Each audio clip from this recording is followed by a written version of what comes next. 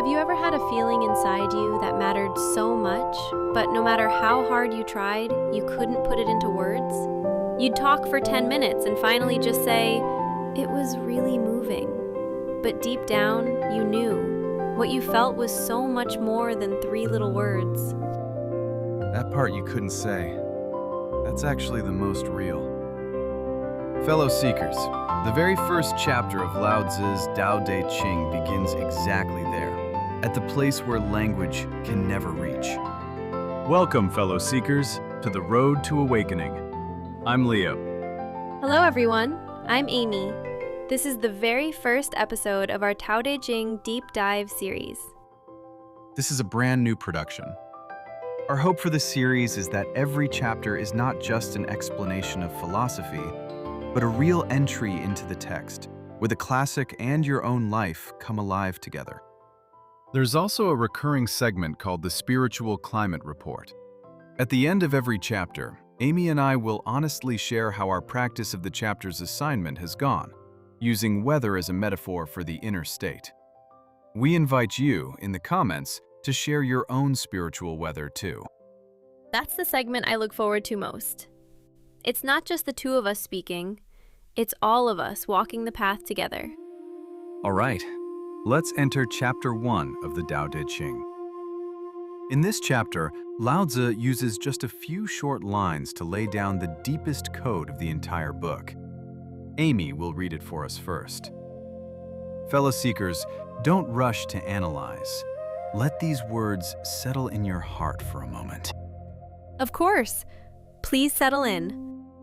Tao, the way, that can be spoken of, is not the everlasting Tao. The name that can be named is not the everlasting name. Nameless is the origin of heaven and earth. The named is the mother of all things. Therefore, we can be stilled, centered, undisturbed to observe its essence.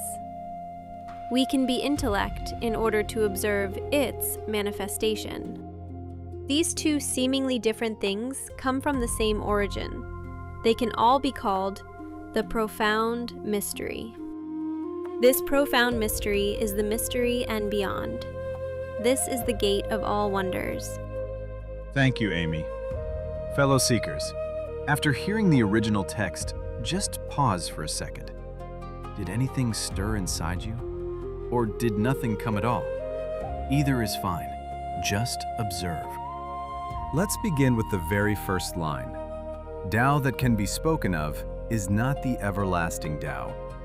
Right at the opening, Lao Tzu tells us, any way you can put into words is not that real, eternal way. Fellow seekers, think of it like this. In this world, there are 2 kinds of paths. One is the path to success. How to build a career, how to nurture a marriage, how to handle people. These have methods. They can be taught, they can be learned. But what Lao Tzu is pointing to is another kind, the path to becoming a sage. That is an everlasting path. The path to success can be spoken, so it is Tao able Tao.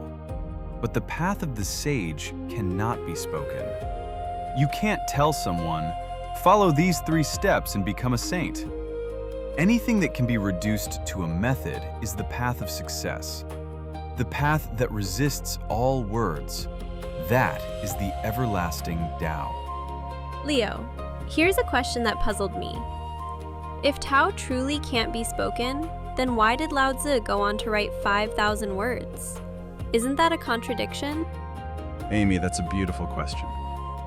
Lao Tzu isn't contradicting himself, he's being honest. There's a teaching from the living Buddha Ji Gong. The Tao itself has no words, yet without words, it cannot be revealed. Words always fall short, so the Tao can never be fully made plain. The Tao doesn't need language, but if we say nothing, the Tao has no way to be pointed to. And language always has a place where it can't reach, so the Tao can never be completely spoken. Lao Tzu wrote 5,000 words exactly out of this tension. Knowing language won't get there, yet still using language to point. It's like a map. A map is never the land itself, but without a map, you wouldn't even know which direction to go. So language is the bridge, not the far shore? Exactly. And fellow seekers, there is a deeper truth here. The Tao is the totality, the whole of everything. Anything within the totality cannot fully describe the totality itself. You're standing inside the universe. Whatever you say, it has already become a fragment within the whole. So any Tao that can be spoken of is, by its very nature, no longer the whole. So any definition of Tao is actually shrinking it down? Yes. To define is to draw a boundary, to say, this is, that is not. But the Tao has no boundary.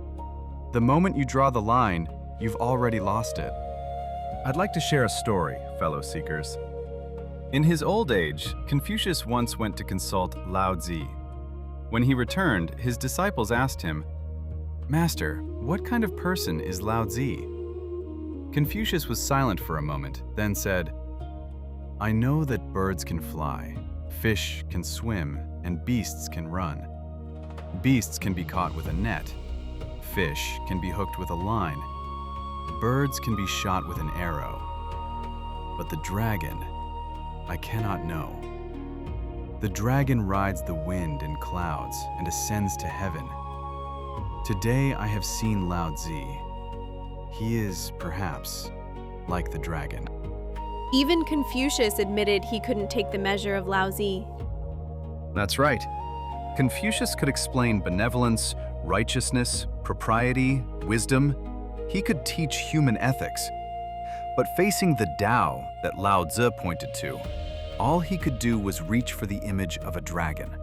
Because a dragon cannot be caught, cannot be framed. Anything that can be caught is not the dragon. Anything that can be clearly stated is not the everlasting Tao. Now Lao Tzu takes us into a more personal question. If the Tao itself can't be spoken, then what about the names and labels we use every day to define ourselves? The next line says, "The name that can be named is not the everlasting name." Any name that can be given is not the everlasting name. Fellow seekers, think for a moment. How many names have you carried in this life? The pet name your parents gave you as a child, the name you took to school, the job title you hold. After marriage, you became someone's spouse. After retirement, you became someone's grandparent. From birth to your final day, the names keep changing. There's a saying, at the end of life, one more name is added on the gravestone. But before all of these names, there was a nameless you, and that you was already there. That is the direction Lao-Zi is pointing toward. Leo, this makes me think. Aren't we constantly putting labels on ourselves, too? I'm just the type who overthinks. I'm not good at expressing myself. I'm just unlucky. The longer we say these things, the more we believe them. Amy, that is so true. Fellow seekers, this is exactly how the name that can be named shows up in daily life. We are not only named by others, we name ourselves. And once a label is stuck on, it becomes a frame, and we live our lives inside that frame. But Lao-Zi is reminding us, those names are not the real you. Before all labels, there is something more original. Interestingly, Western theology met the same wall. There's a tradition called Apophatic theology, or negative theology. When thinkers tried to discuss God, they realized that no positive language could ever define the Creator. They could only say what God is not. The moment you describe God in concrete terms, you've conflated the Creator with the created. Fellow seekers, isn't this exactly the same as Lao Tzu's name that can be named is not the everlasting name? The mystic Meister Eckhart even said, "If I had a God I could understand, I would no longer hold him for God." The East and the West, in completely different times and places, walked up to the same wall. They did, and the German philosopher Heidegger felt the same kind of awe. He said the recurring mistake of Western philosophy was to try to derive the source of all things from the changing things themselves. But Lao-Zi was different. From his very first sentence, Lao-Zi precisely separated the everlasting, unchanging Tao from the ever-shifting 10,000 things. The two are not the same and cannot be conflated. Heidegger admired Lao-Zi deeply, because the path Lao-Zi took at the beginning, Western philosophy spent 2,000 years just beginning to recognize. Now Lao Tzu pushes the idea of name deeper. He says, "Nameless is the origin of heaven and earth. The named is the mother of all things." The nameless is the very beginning, the source where nothing has yet divided, the wholeness that holds everything. The named is the mother of the 10,000 things. When an abstract concept appears, the world of forms unfolds with it. Zhuangzi, Lao Tzu's great inheritor, told a stunning story that helps us feel these two lines. He said, the emperor of the South Sea was named Shu, swift. The emperor of the North Sea was Hu, sudden. The emperor of the center was Hun-Tun, chaos, the undifferentiated. Shu and Hu often visited Hun-Tun, and Hun-Tun always treated them with great warmth. So Shu and Hu thought together, everyone has 7 openings: eyes to see, ears to hear, a mouth to eat, a nose to breathe. But Hun-Tun has none. Let us repay his kindness by drilling one each day. And so, day after day, they bored an opening. On the 7th day, Hun-Tun died. They meant well. They opened up his eyes and ears and mouth, but Hun-Tun himself died. Fellow seekers, this story captures the deepest tension between the nameless and the named. Hun-Tun, the undifferentiated wholeness, is the nameless that is the origin of heaven and earth. The moment 7 openings appear, distinctions arrive. This is beautiful, that is ugly. This is mine, that is yours. And the original wholeness dies. Comparison and rivalry begin right there. Leo, but every one of us has already had our 7 openings drilled. So what now? Amy, that's the question. Lao Tzu is not asking us to plug the openings back up and return to ignorance. He's asking us to live in this world of names and remember the nameless source we came from. Like a great tree, the leaves and flowers and fruits all spread out into the sky, but the roots are always deep in the soil. A teacher from a previous generation gave a beautifully practical image for the named is the mother of all things. He said, a newborn baby has no names in mind. That is the state of the nameless. But the moment the baby first calls Mama or Papa, names appear, and the entire world begins to be built.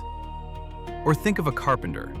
Before the table exists, the concept table must already be in his mind. The abstract gives rise to the concrete. The unseen gives rise to the seen. All of the 10,000 things come from the named. So named isn't a bad thing. It's how the world actually works? Yes, the named is the mother. She gives birth, she nourishes, she unfolds the whole world. But Lao Tzu wants us to remember, before the mother, there is something even more original: the nameless origin of heaven and earth. Confucius once made a remarkable confession. He said, "I wish to say nothing. Does heaven speak? The 4 seasons turn, the 100 creatures grow. Does heaven say anything?" Confucius said he wanted to stop speaking. Has heaven ever said a word? Spring, summer, autumn, winter still arrive. The myriad things still grow. Heaven never speaks, yet everything is here. That is the power of the nameless. It does not need names, it does not need definitions, and it functions all the same. And the unfolding of all things is precisely the named, the mother, the Tao flowing from its nameless source into all that has form. So, nameless and named are not opposites. They are two faces of the same thing? Exactly. Fellow seekers, this is essential. Lao Tzu is never speaking of two things.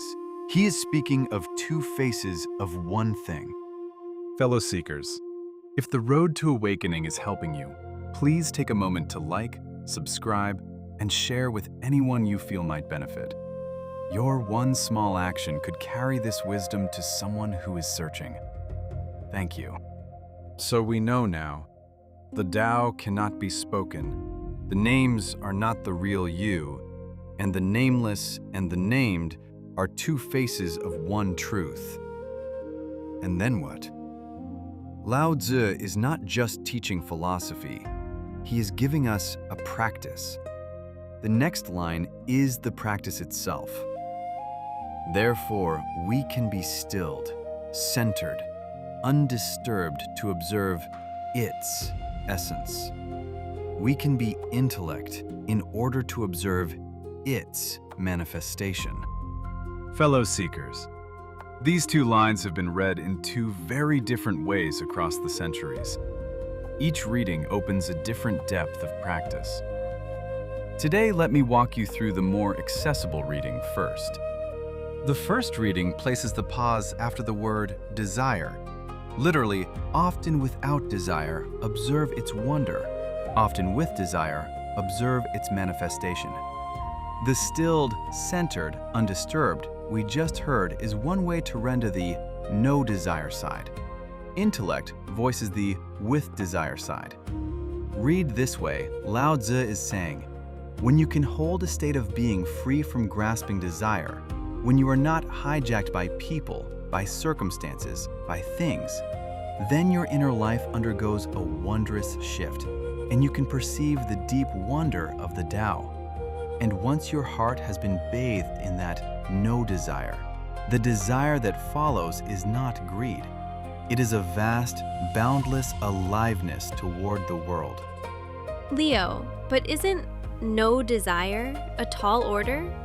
We live in this world. How could we possibly have no desire at all? Amy, that question is on so many people's minds. The no desire Lao Tzu speaks of is not want nothing, do nothing. It is letting go of attachment to specific things. A teacher I admire gave a very ordinary example: coffee. At first, any coffee tastes good. Then the palate sharpens, and you keep upgrading, from supermarket coffee to specialty pour-over, from pour-over to single origin, from single origin to the rarest estate beans. Once you've had the most expensive cup, ordinary coffee tastes terrible. Cars are the same. Once you've driven a supercar, regular cars feel unbearable. Isn't that just modern life? Everything has to be upgraded, and the things that can still make us happy keep shrinking. Yes. When desire fixes itself on specific objects, the road of life narrows down. Fewer and fewer things can satisfy you. And when you can't have what you crave, sometimes you lose interest in everything. That's the trap of specific desire. But after the cleansing of no desire, when you've released the grip on specific things, you re-enter daily life, and somehow everything tastes alive again. Plain water is delicious. A bowl of plain rice is satisfying. The same old car you've driven for 15 years feels just fine. There's a saying from Lu Dongbin in The Secret of the Golden Flower: where others find life dull and tasteless, the cultivator's spirit is most awake. Spirit most awake. That's such a strong phrase. It's not forcing yourself to accept blandness. It's actually finding flavor in everything. Exactly. That is, often with desire, observe its manifestation. This with desire is not greed for specifics. It's an aliveness that meets every ordinary thing with full presence. Because your heart is no longer tethered to any one specific thing, you can see the life that runs through every plain moment. Another teacher gave an even deeper example, listening to someone vent. Most of us, when a friend starts complaining, run out of patience after a few minutes. A voice inside says, "Here we go again," and we shut down. But the person who has truly entered this state, their heart is so spacious they can stay present even with another's pain.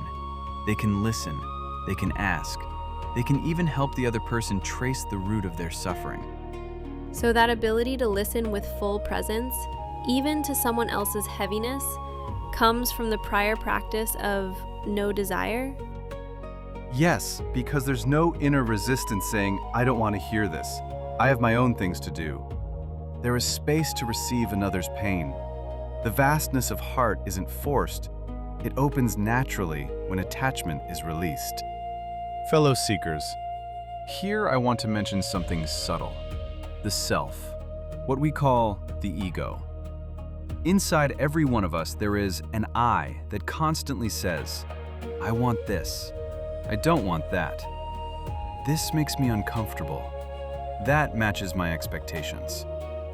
All specific desires have an ego operating behind them. The practice of no desire, at its core, is letting the ego grow quiet. Not to destroy it, but to no longer let it run the household. Leo, the ego feels so cunning. Sometimes I think I've let go of something, and then the very thought, "Look, I let go," turns out to be another ego in disguise. Amy, that's a sharp observation. The ego's most clever move is to dress itself up as the spiritual practitioner. Look at me, I've achieved no desire. That itself is a more refined desire. Why did Lao Tzu say, "Tao that can be spoken of is not the everlasting Tao"? Because the moment you say, "I have realized the Tao," that I who realized is already not the Tao. This is the deepest limit of all language and concepts. Then what do we do? The ego can fake even letting go. You don't have to fight it. Fighting is itself the ego at work. Just see it move. Seeing is enough. The one who can see the ego moving is not the ego. I would love to be able to see my ego too, but in everyday life I have no idea when it's moving. Actually, it's simple. The next time you hear yourself thinking, "I'm right, they're wrong," pause for a second. Ask yourself, who is rushing to be right? That voice rushing to take sides is the ego. You don't have to analyze it. You don't have to argue with it. Just notice, there it is again. There are 3 moments in daily life where it's most easy to spot. When you've been misunderstood, when someone takes credit for your work, and when someone offers you advice and your first reaction is to push back. In those 3 moments, the ego is always present. Just build the habit of pausing for 1 second, seeing it. That seeing is where practice begins. 1 second. I'll try it this week. Fellow seekers, today we walked from Tao that can be spoken of is not the everlasting Tao, through the name that can be named is not the everlasting name, to nameless is the origin of heaven and earth, the named is the mother of all things, and finally to without desire, observe the wonder, with desire, observe the manifestation. This whole path is one piece, the Tao that words cannot reach, the original face that no name can frame. The wonder that becomes visible only after grasping is released. In just a few short lines, Lao Tzu sketched a complete map of the spiritual path. In the next episode, we'll go even deeper into Chapter 1. The same 12 characters of today's practice line can be punctuated differently. The pause moves to before the word desire instead of after it. Once that pause shifts, without and with no longer attached to desire, they stand alone as the everlasting without and the everlasting with. Read that way, the everlasting without desire it, to observe its wonder. The everlasting with, desire it, to observe its manifestation. That reading points not to a practitioner's desire at all, but to the very nature of existence itself. Then Lao Tzu will lead us all the way to, this profound mystery is the mystery and beyond. This is the gate of all wonders. The gate where every wonder converges. And finally, fellow seekers, I want to leave one question with you. You don't have to answer. Just carry it with you. The Tao cannot be spoken. No name can hold you. And once you release your grip on desire, somehow everything becomes full again. So, that thing that was already there before language, before names, before desire, what is it? Don't rush to answer. Just let the question keep you quiet company. I want to carry this question too, and let it sit with me. See you in the next episode, everyone. If today's episode moved you in any way, please like, subscribe to The Road to Awakening, and share with anyone you feel may need to hear this. Your support is what keeps us walking this path together. I have learned to here. If there are mistakes or unworthy interpretations in my analysis, I sincerely ask the heavenly Buddhas, Bodhisattvas, and saints for their compassionate forgiveness. Gratitude for the grace of heaven and virtue of teachers. Thank you, fellow seekers. See you next time. Gratitude for the grace of heaven. Thank you for listening. See you next time.